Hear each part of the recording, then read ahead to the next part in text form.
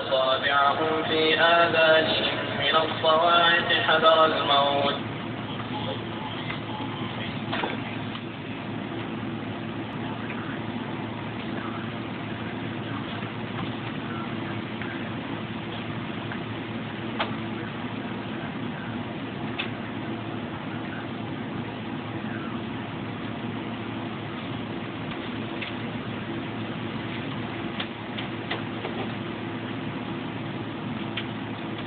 Bismillahirrahmanirrahim. Alhamdulillahi Rabbil Alamin. Sa ngalan ng Allah, ang mahabagin, ang pinakamagaling, ang Panginoon ng lahat ng mga nilalang. Alhamdulillah, natapos na po yung ating ginawang pagdarasal. Alhamdulillah. Tansya na po kayo, medyo kanina yung naisa lang natin yung nasib. Hindi po natin makita yung CD na i-display natin yung Quran. So, ganoon din yung nangyari nung nakaraang linggo. Alhamdulillah, ngayon okay na. Masabi na yung CD. Yun po yung nakasalang kanina yung Quran. Alhamdulillah. So, alhamdulillah, meron po tayong pansamantala muna tayong mapuputol yung ating tinatalakay. So siguro kahit na paano napagpauna na po namin patungkol po doon sa aming pinalakay kayo na ibinigay ni Brother Noah patungkol po sa mga palatandaan sa araw ng paghuhukom. So mamaya dadagdagan po natin yan, inshallah. So meron po tayong bisita rito. Meron pong dumating, biglaan lang po, nagulat kami kasi hindi namin kilala ito, pero alhamdulillah meron po tayong magiging brother, inshallah. Siya yung isa sa mga taga-subaybay natin. Biglaan lang po na pumunta rito. So, nung mga nakaraan, medyo nag-text sa akin. Mula pa po ito sa Del Monte, Bulacan, mashallah. So, mas mainam po, sabi na po natin yung ating bisita na kung saan, ano ba yung kanyang pakay, bakit napunta siya rito sa ating programa nito.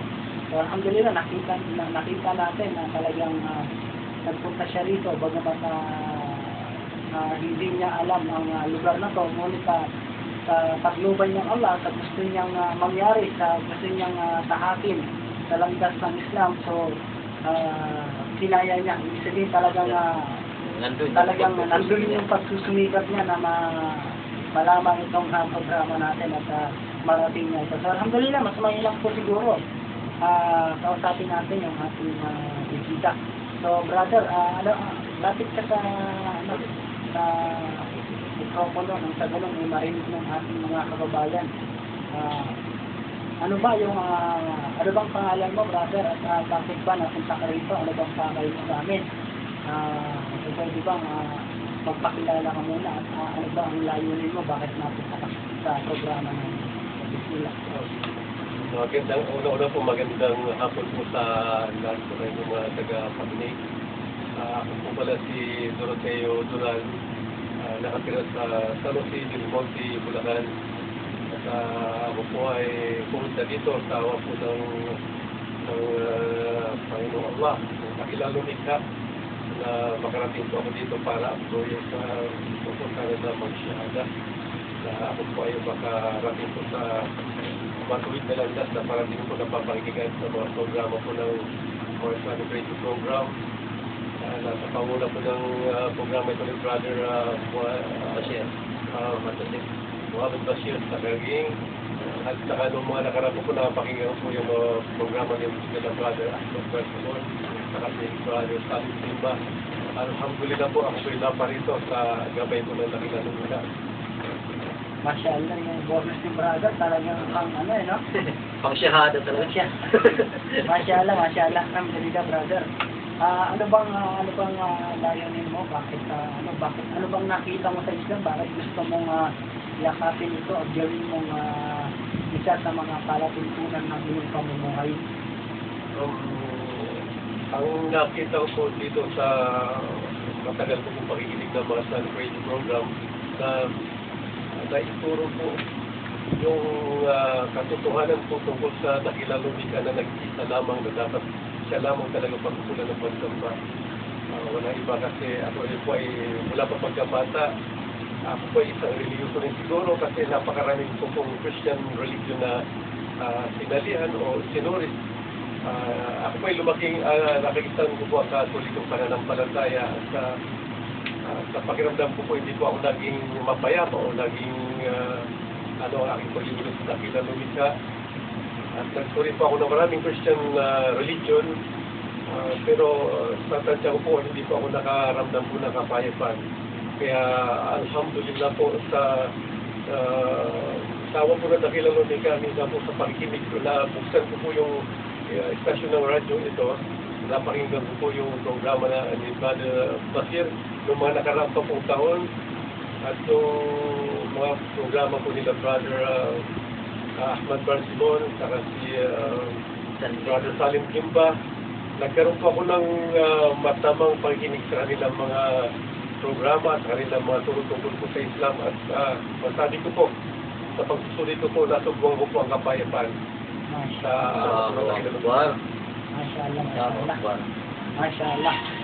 So, alhamdulillah, brother, siguro naman, walang pumilit sa'yo na pumunta ka rito sa aming programa. Wala po, wala talaga. Mashallah. So, yung kanina, sinasabi, ano ba probinsya mo, brother? Ako po hinanap sa Bicol. Sa Bicol. Dito lang po ako lumaki sa Manila. Alhamdulillah. So, ngayon, ano ba yung religion mo ngayon na inaaniban mo? Ang huli ko pong reliyon na nasuri po at naging ganit din po ako at naging rin po ako aktibo. Yung huli po yung Iglesia ni Cristo po. Mashallah. So, isa naman po ito sa Iglesia ni Cristo. Ano ba, may katungkulan ka ba sa Iglesia ni Cristo? Dati po nun kasi, kasama po ako ng mga, sa mga nagdadalaw sa mga, yung mga Naglalamig na, ano? Ganun po. Okay, so alhamdulillah, isa na naman pong Iglesia ni Cristo, subhanallah. Isa Iglesia ni Cristo, talagang unti-unti na siguro mga iba-ibang membro ng mga iglesia. Meron tayong kasama rito, isang kantug din. Minsan napupunta sila rito, dumadalag siya. So, alhamdulillah. So ngayon brother, siguro naman hindi na namin kailangan na marami pang tanong sa'yo. Kasi nakikita namin at kung sa pananalita mo, talagang tanggap mo talaga na kung saan nagsuri ka sa pananampalataya ng Islam. At hindi ito basta-basta na kung saan ay nakita mo lang ang Islam, ay nakita ka ng isang bagay, ng mga gustong bagay, ay gusto mo lang mag-Muslim. So ang nakita mo, brother, yung totoong pananampalataya sa pagsamba sa nag-iisang Diyos na tunay. Mashallah. So, paano po yan? Imalinaw na sa inyo, si Jesus Christ, sino po ba siya? Ay sa paniniwala mo ngayon, bilang isang nagsusuring, magiging Muslim na, inshallah. Ayon po sa mga napakinggan po sa inyong mga aral na isa po siya sa mga dakilang propeta ng Allah. Mashallah. Paano po yan si Propeta Muhammad? Si Propeta Muhammad ay siya ang huling sinugo ng Panginoong Allah subhanahu wa ta'ala. Mashallah. So, sino ngayon ang Diyos natin pagka ganito? Ang nag-iisang Allah lamang po, walang iba. Mashallah. Mashallah. So, siguro hindi na natin patatagalin ito, Brother Muad. So, mas mainam po. Ikaw na magpasyaka, Brother Muad. Ano mo na, para huwag na natin patagalin ito. Kasi, yan ang po ang importante. Sabi ng Propeta Muhammad sallallahu alaihi wasallam, sino man ang magsabi na walang ibang Diyos maliban si Allah, papasok sa paraiso. Makala la ilaha illallah, nakalang jannah. Sino man ang magsabi mula sa kaibuturan ng kanyang puso na walang ibang Diyos maliban si Allah, papasok sa paraiso. Yun ang intention natin. Gusto natin pumasok sa kabilang buhay. Doon sa inihanda ng Allah subhanahu wa ta'ala, walang ibang kundi ang paraiso. Para doon sa mga taong sumamba na walang ibang Diyos maliban si Allah. So ngayon gagawin mo sa pamamagitan ni Brother Muad. So ngayon sundan mo lang yung sasabihin ni Brother Muad. Bismillah. Una kapatid, no, ito yung shahada, no, ito yung pagsaksi mo, no, na nasakit sa rito na walang ibang Diyos, no, nakarapat dapat sabayin, baliban kay Allah subhanahu wa ta'ala. At ito yung unang hakbang mo upang ikaw ay maging isang Muslim. So yung pagsasyahada mo, hawak mo na ngayon yung susi ng paraiso, no? Kung gusto mong makapasok ng matuloy-tuloy, pagpasok natin para ito, sundin natin yung mga pinag-uutos natin ng Allah Subhanahu wa Ta'ala. O yung pagsasyahada, unang haligi. No? At pangalawa, yung tatawag na sala. Tapos sa pagsasala, pagdarasal, dito natin napapatunayan na talagang isinuko natin ating sarili sa nag-iisang Diyos na lumikha. So yung gagawin natin yan ay natawag na syahada. So sasabihin ko sa wikang Arabic at sundan mo ko at sunod sasabihin natin sa wikang Tagalog. So ready ka na kapatid? No? Lapit-lapit kayo sa microphone ng Tagalan eh. Ashhadu Asyhadu an la Allah ilaha ilaha illa illa Allah Allah wa ashhadu wa asyhadu anna anna Muhammad Muhammad abduhu abduhu wa rasuluh wa rasuluh wa ashhadu wa asyhadu anna anna Isa Isa ibnu Maryam ibnu Maryam Abdullahi Abdullahi wa rasulih wa rasulih wa ashhadu wa asyhadu anna anna Jannah Jannah wan nar wan nar haqqun. hakun. Ako'y sumasaksi Ako'y sumasaksi na walang ibang Diyos na walang ibang Diyos na karapat dapat sambahin na karapat dapat sambahin maliban maliban sa nag-iisang Diyos sa nag-iisang Diyos na si Allah. na si Allah. At ako'y sumasaksi At ako'y na si sumasaksi Muhammad, na si Muhammad, huling propeta, huling propeta, alipin alipin at sugo. at sugo. At ako'y sumasaksi At ako'y sumasaksi na si Jesus, na si Jesus, anak ni Maria, anak ni Maria, hindi Diyos, hindi Diyos, hindi anak ng Diyos, hindi anak ng Diyos, kundi siya'y sugo at alipin. kundi siya isugat alipin. At ako'y sumasaksi At ako'y sumasaksi na ang paraiso ng paraiso at ang impyerno at ang impyerno ay katotohanan. ay katotohanan. So, welcome kapatid sa pananampalataya. Takbir! Allahu Akbar! Allahu Akbar! Allahu Akbar! Masya Allah! Alhamdulillah kapatid. Welcome. Welcome sa Islam. So yun po yung ating naganap na shahada pagpasok po sa pananampalatayang Islam. Sa Islam po ay hindi po kailangan ng mahabang doktrina o matagal na pangangaral sa reliyong Islam. Hindi kailangan ng pera, hindi kailangan ng tubig para gagawing buluyan o gagawing tubig para ilugdog o paliguan. Alhamdulillah, yun po, ang condition po ng la ilaha illallah, kailangan malaman mo yung dalawang ito.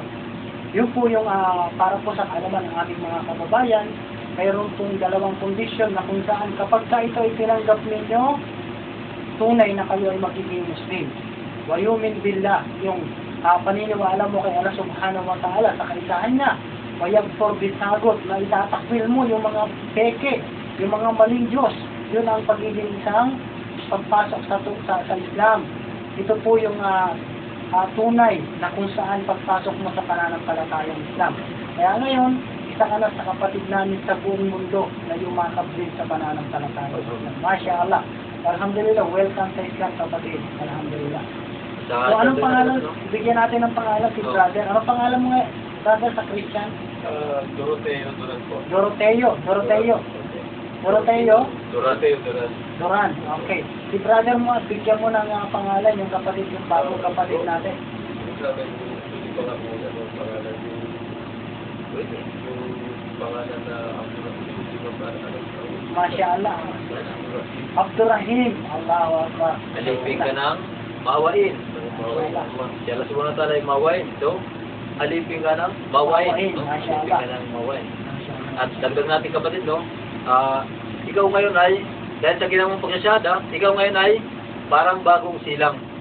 So ito yung tinatawag natin na ito yung totoo, literal at totoo, sasabihin natin ikaw yung totoong born again. No?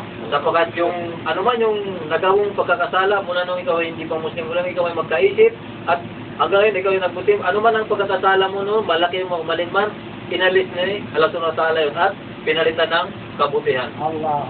So ikaw yung totoong born again na matatawag, no? Sapagkat sa ginawang pagsyada, inalis ang iyong mga pagkakasala at pinalitan ng kabutihan.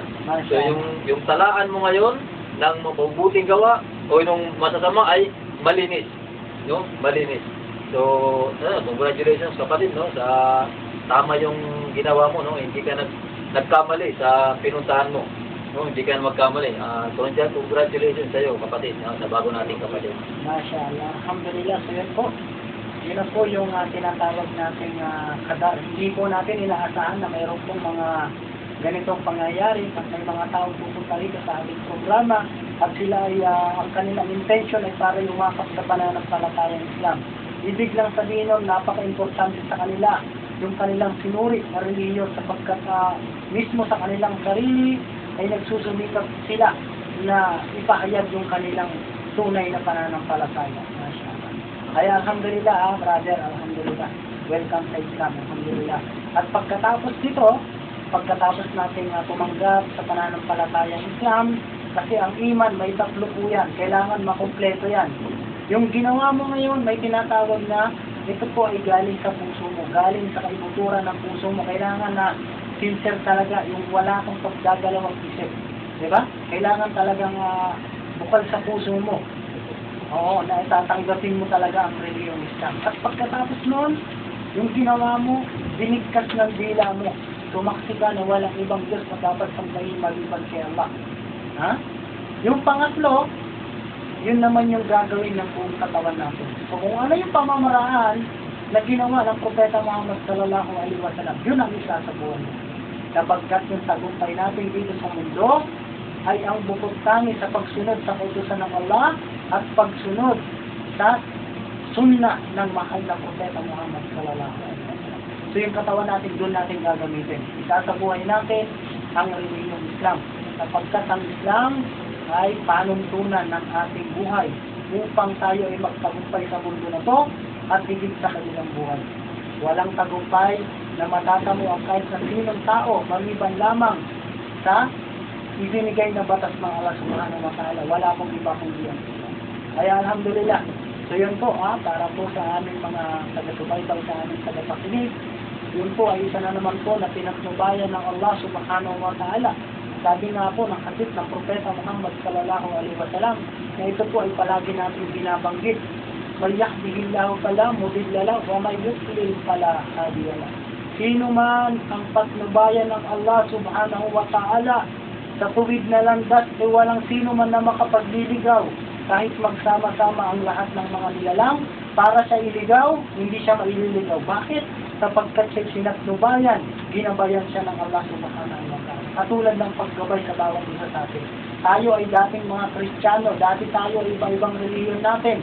Pero dahil sa patnubay, sa gabay ng Allah, nahabag niya, naawa sa atin at tayo ngayon ay nandito sa reliyon ng magulang natin at Adan at Eva.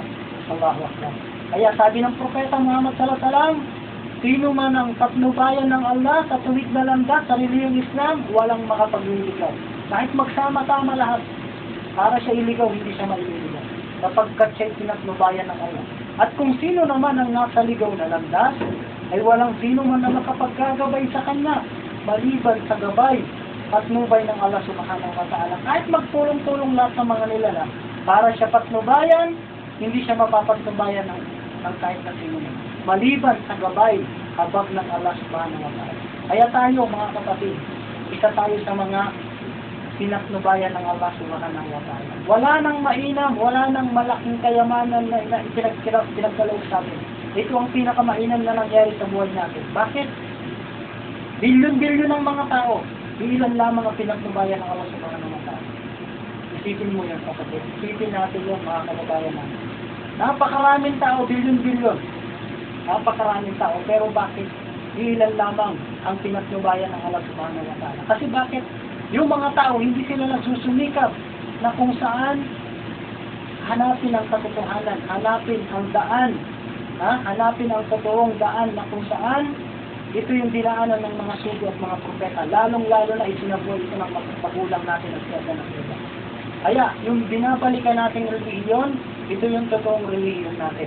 At sinabi pa ng Propeta Muhammad sallallahu alaihi wasallam, na lahat tayo, walang Kristiyano, walang Hudyo, walang kahit mangyan, anuman na relihiyon yan. Maliban sa Islam. Ikaw, ako, lahat tayo, Hapon, Amerikano, Chinese, isinilang tayong Muslim. Sabi ng hadith ng Propeta Muhammad sallallahu alaihi wasallam, kullu mauludun yuladu alal fitra. Lahat ng mga isinilang na bata ay mayroong likas, may fitra, mayroong likas na pagkilala doon sa nag-iisang Diyos na lumikha sa bawat isa sa atin. Kaya ngayon, yung nangyari sa'yo, nangyari sa bawat isa sa atin, yun yung pitra, bumabalik tayo sa pagkilala doon sa nag-iisang Diyos na tunay. Kaya kahit anumang lahi, kahit na anuman ang lahi ng isang tao, walang isinilang na Kristiyano, walang Hudyo, maliban lamang sa Islam. Bakit? Sapagkat ang isang bata, lumalaki, ang kanyang magulang ang nagtuturo ng relihiyon. Nagiging Hudyo, nagiging Kristiyano, o nagiging mangyan. Bakit? Dahil doon sa paglaki ng bata, kinakalagkat yung bata. Doon sa simbahan na kung saan yung bata, wala namang kaisip-isip, walang sapat na kaalaman, para siya'y tumanggi. Hindi ba, brother? Ikaw ay dating Kristiyano, Katoliko. Nung ikaw ba ay bilinyagan, alam mo ba? Ha? Anong naiisip natin ngayon nung panahon na bininyagan tayo? Dinala tayo ng mga magulang natin, binigyan tayo ng pangalan. Anong naiisip mo, brother? Anong nawala sa atin ng panahon na yun, ng mga sanggol tayo? Nawala po tayo sa kapayapaan ng Panginoon. So yun, isa po yun, na kung saan nawala yung ating karapatan. Ha? Nawala yung ating kalayaan na pumili. Hindi natin alam yun, bakit tayo dinala doon. Wala tayong kamalay-malay ron. Diba? Kaya sa Islam, katulad ngayon, ikaw ay nagbalik Islam, ikaw mismo ang pumili dyan sa relihiyon mo na tinanggap mo ngayon. Bakit?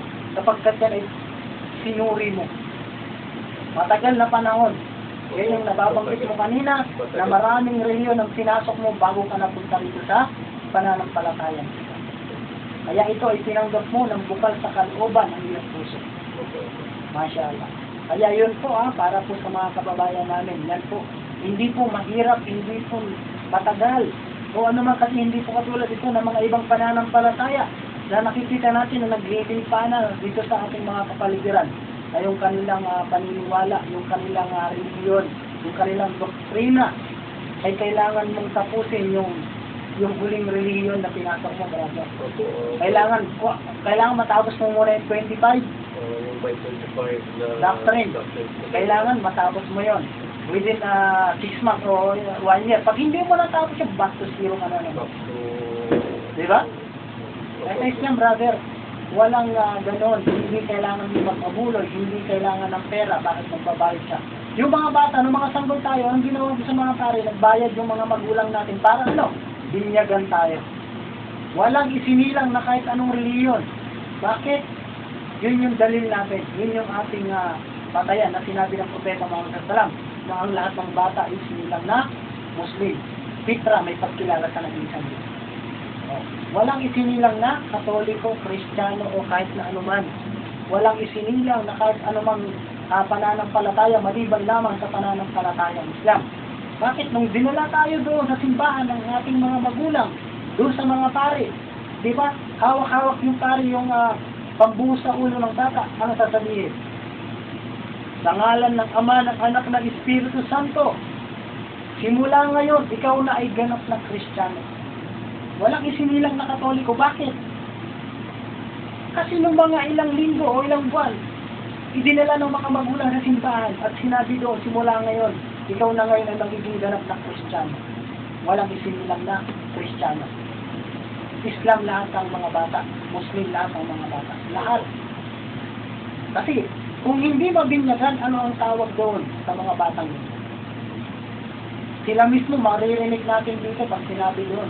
Yung mga batang hindi pa nabibinyagan, ang tawag nila, mga moros. Mga moro, mga Muslim. Yan ang sinasabi mo. Kasi walang binyang sabi. Diba?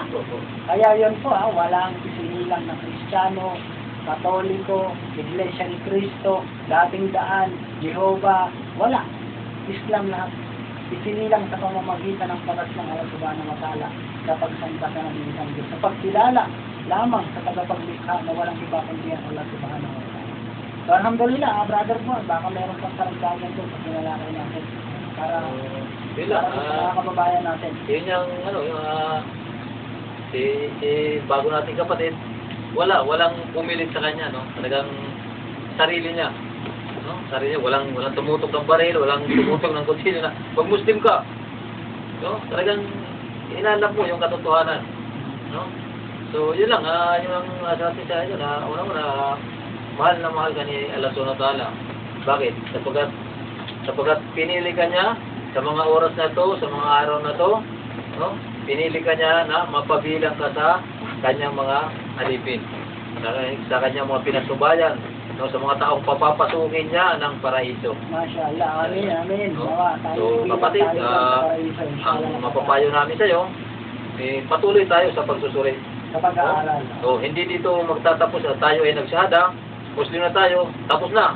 Hindi, patuloy natin tuklasin yung pananampalatanayan. Dahil sa Islam, habang pinag-aaralan mo to, mas lalong tumatatag, lalong lumalawak yung pananampalataya natin. So, ang magiging namin sa iyo, na patuloy tayong magsuri, no? Patuloy natin pag-aralan, no? Hindi lang sa pagsasahada, hindi lang sa kaalaman ng nag-iisang Diyos, kaalaman ng huling sugo, kundi yung talagang pag-aralan natin.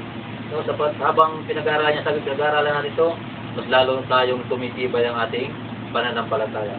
So, may mga tayo dyan, kung sakali ikaw ay isang taxi driver, kung mapapadpad dyan ng Quezon City, pwede kang magsala ron, no? O magsala doon sa number 10. Siguro, pamilya sa iyo ang Project 7, number 10, Bakawan Street, Project 7, Veterans Village yan, Project 7, Quezon City. Kung naabutan ka ng parte ron na mag-alas 12 na, hanapin mo lang yung Bakawan, ang Masjid Al-Buran, pwede kang magsala ron.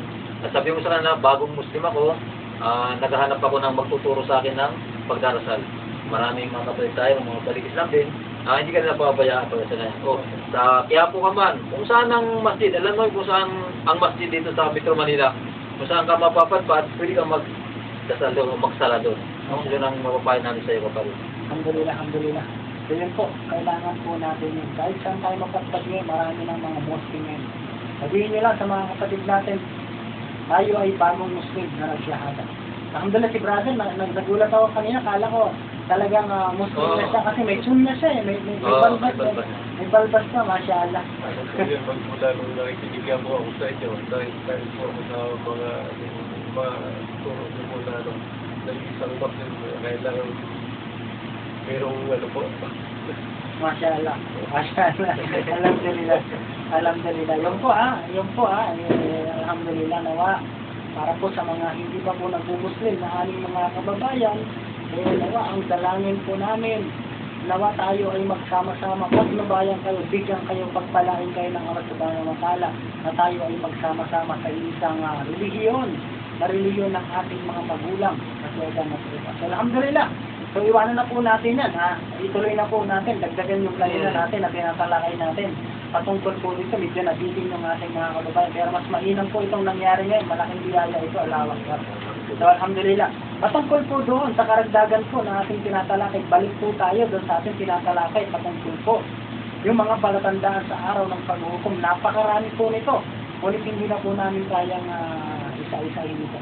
Kaya nga po, kung pag-uusapan po natin ang palatandaan ng araw ng paghuhukom, subhanallah, hindi po kayang napakalawak po ng araw sa pananampalatayang Islam.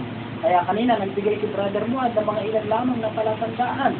Kaya nga po, yun po, kasi marami po tayong nakakausap na mga tao na kung saan tumatanggi sila sa pananampalatayang ito na mayroong araw ng paghuhukom. Pero naniniwala sila na mayroong Diyos. At hindi sila naniniwala at tinatanggi nila na mayroong araw na pagkabuhay na maghuli. Itinatanggi nila. Kasi ganito po yun mga kababayan po namin. Kung hindi po kayo naniniwala sa ganitong magaganap sa araw ng paghukom na ang tao ay bubuhay na maghuli, ang isang tao na hindi naniniwala sa araw ng paghukom, wala siyang takot. Bakit? Pwede na siyang gumawa ng kasamaan. Kasi sa kabilang buhay, hindi naman siya mabubuhay na maghuli para pagbayaran yung mga ginawa niya. Diba? So ngayon, na sinasabi nila, walang araw ng pagkabuhay, makikita po natin, isipin po natin kung ganon ang ginawa sa atin ng Diyos ay hindi makatarungan ng Diyos. Kasi maraming tao inaakya rito sa mundo. Paano sila mababayaran? Yung halimbawa, yung mga tao na hindi nakakuha ng tamang justisya, ito paano sila mababayaran? Diba? Kaya nga may araw ng paghuhukom para magbayaran doon sa lahat ng mga ginawa na hindi pantay o pang-aapi ng mga tao. Maraming klaseng pang-aapi. Halimbawa, may mga pinuno, nabanggit kanina ni Brother Maad, yung mga pinuno na mga naglipa na rito, na mga magnanakaw, yung kinukulimbat nila, yung mga pera ng taong bayan. Nakikita natin na nakukulong pa itong mga to. Napaka-walang iya itong mga to. Pasasabi natin dito, yan ay isa sa mga palatandaan na sinabi ng Propeta Muhammad Salam na yung mga pinuno ay mga sakin. Kukunin nila yung pera ng taong bayan, maraming maghihirap. Isa na lang ang magiging mayaman. Yung mga pinuno na lang. Yan ang pang-aapi. Inapi mo yung tao. Kahit na mayroong darating sa kanyang biyaya, pinigilan mo. Inapi mo siya. Diba? Kahit na magagamit niya sa pagdalawa, lalo-lalo na sa pagsampa sa Allah Subhanahu wa Ta'ala. Diba?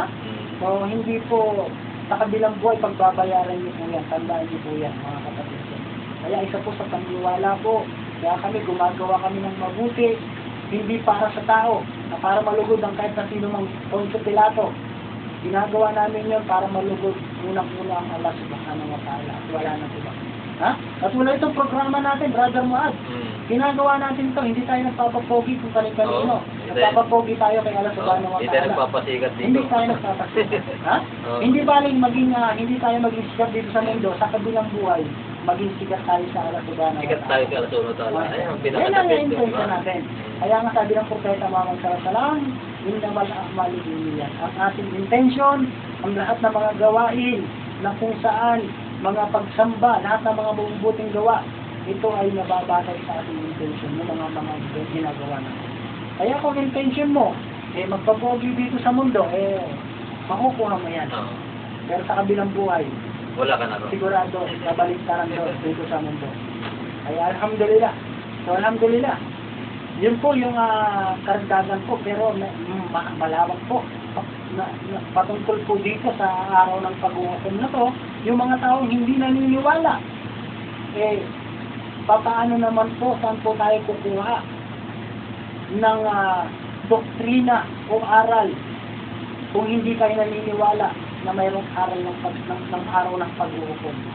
Kung hindi tayo naniniwala sa reliyon, kasi may mga tao nakakausap tayo, yung sabi nila, brother, hindi na namin kailangan ng reliyon, basta kami, naniniwala kami sa Diyos, basta importante sa amin, naniniwala kami sa Diyos, wala kami ginagapit. Yun lang. Hindi kami naniniwala. Kasi hindi naman nakakapag-ligtas ng reliyon.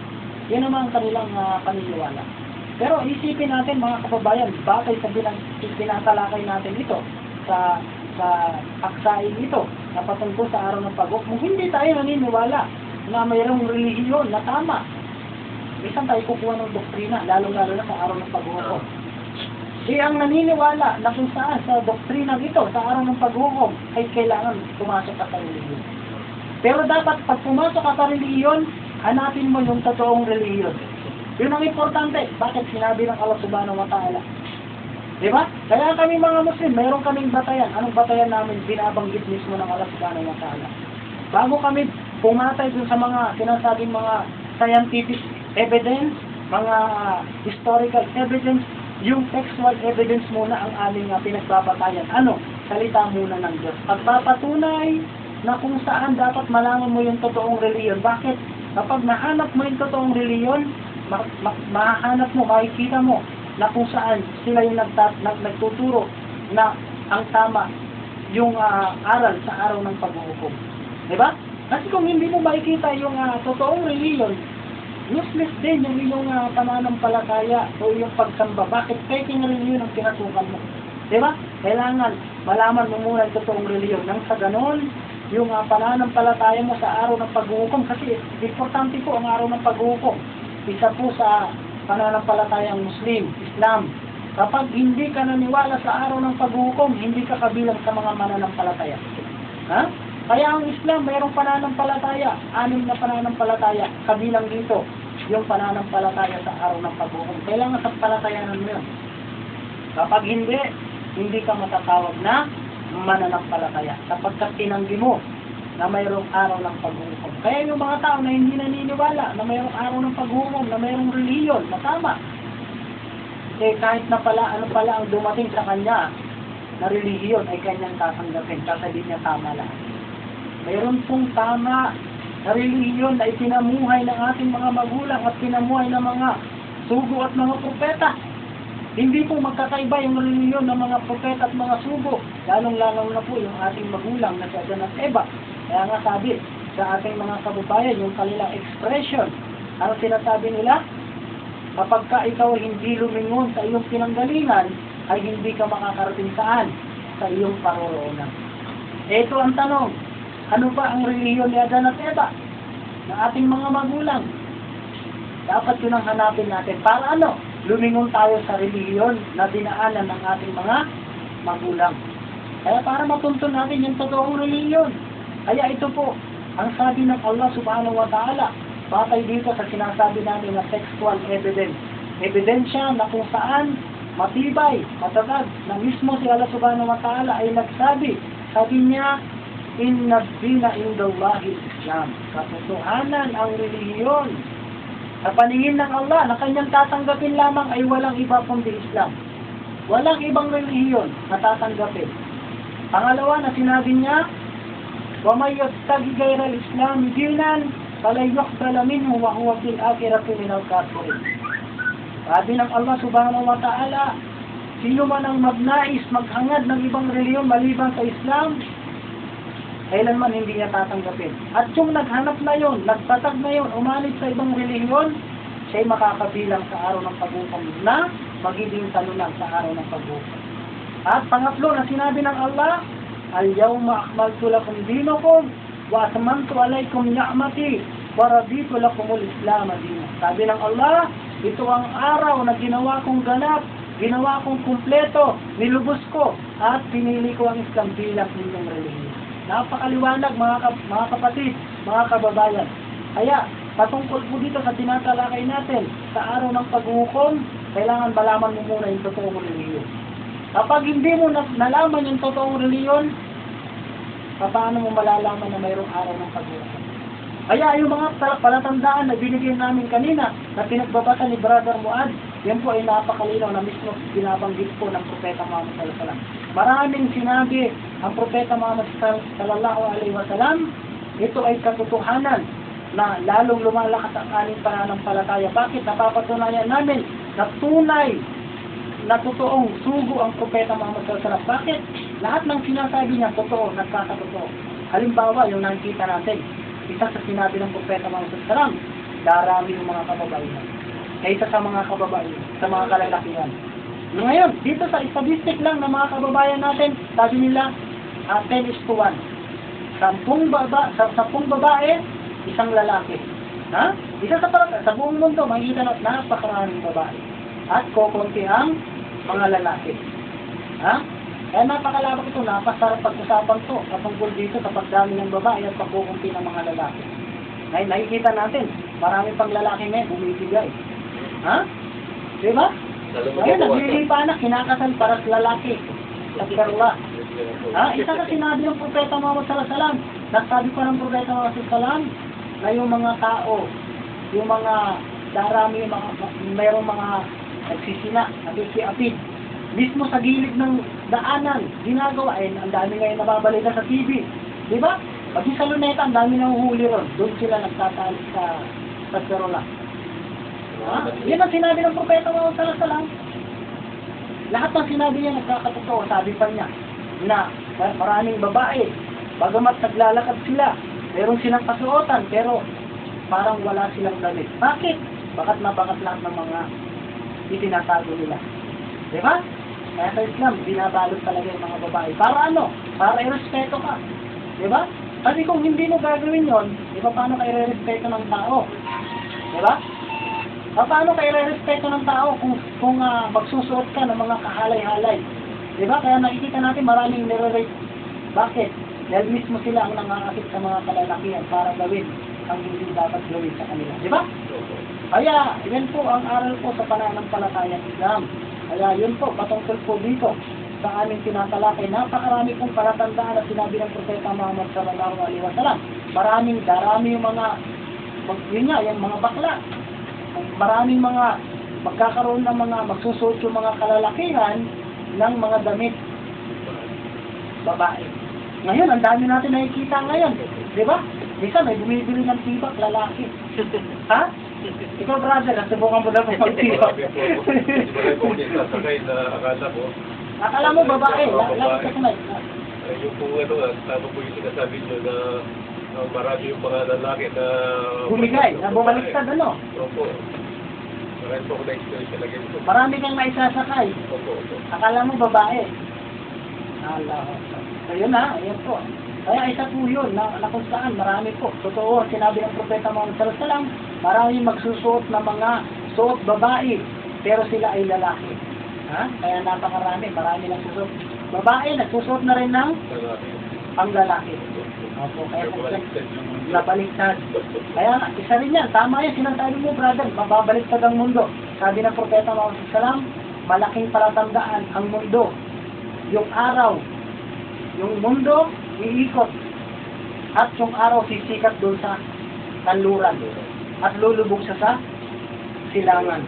Sabi ng mga nag-aaral sa siyensya, sabi nila, kailan lang yung mundo nawawala na sa polarity. Umiikot na. Kaya minsan yung araw, iba na ang sikat niya.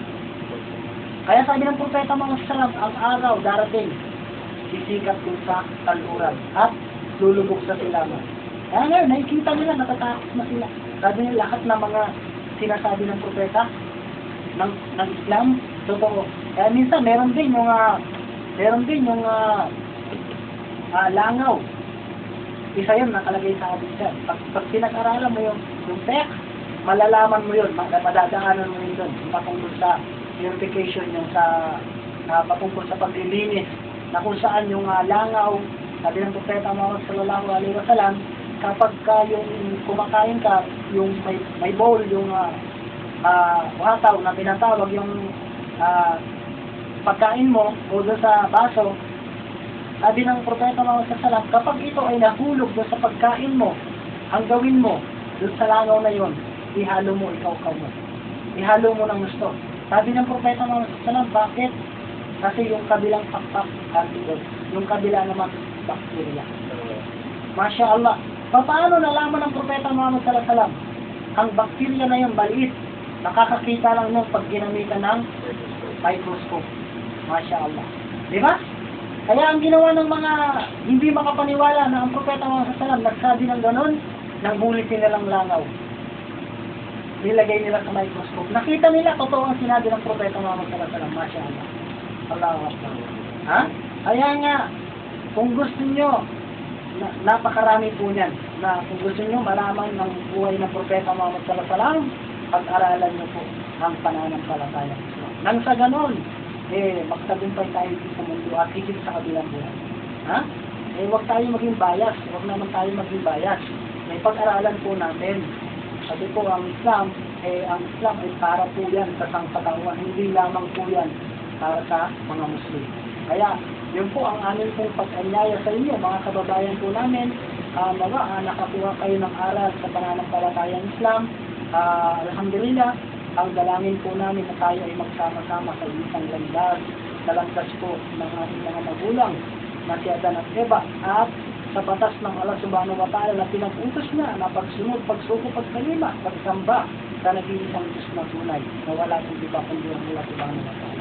So, brother mo, baka meron kang mga idadagdag dyan, si brother, meron kang gustong batiin, bumati ka na, pagkakataon mo na to, brother Abdurrahim, Masya Allah, ito po yung kapatid natin bago ngayon, bagong shahada to, talagang yan ang tunay na born again, Allah Akbar, Masya Allah.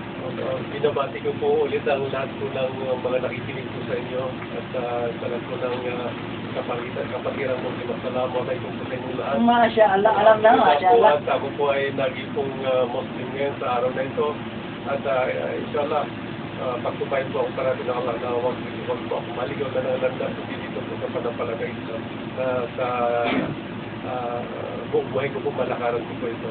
At pinapanalangin ko rin po at nawagan po ako sa aking mga kapatid na sana napapakinggan niyo po aking boses sa pagkatatong ito, na parating niyo po akong tinutuloy sa pag sinasabi ko po sa inyo na ako po ay mag-Muslim, mga kapatid. So, pag-aralan niyo po ang Islam at makakasumpay ng kapayapaan ng katotohanan po sa nag-iisang takilalumika at sa akin pong may bahay.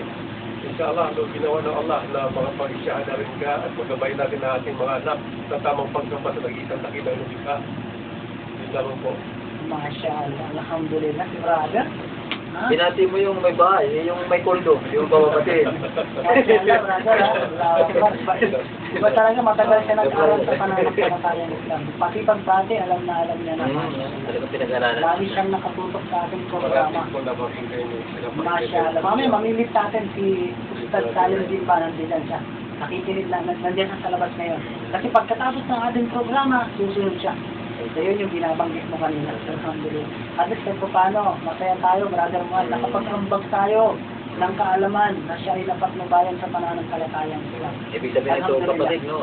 Kami ay instrumento lamang ng nag-iisang Diyos na si Allah Subhanahu wa Ta'ala na may parating sa inyo o sa mga nakikinig nito yung kanyang pananampalataya.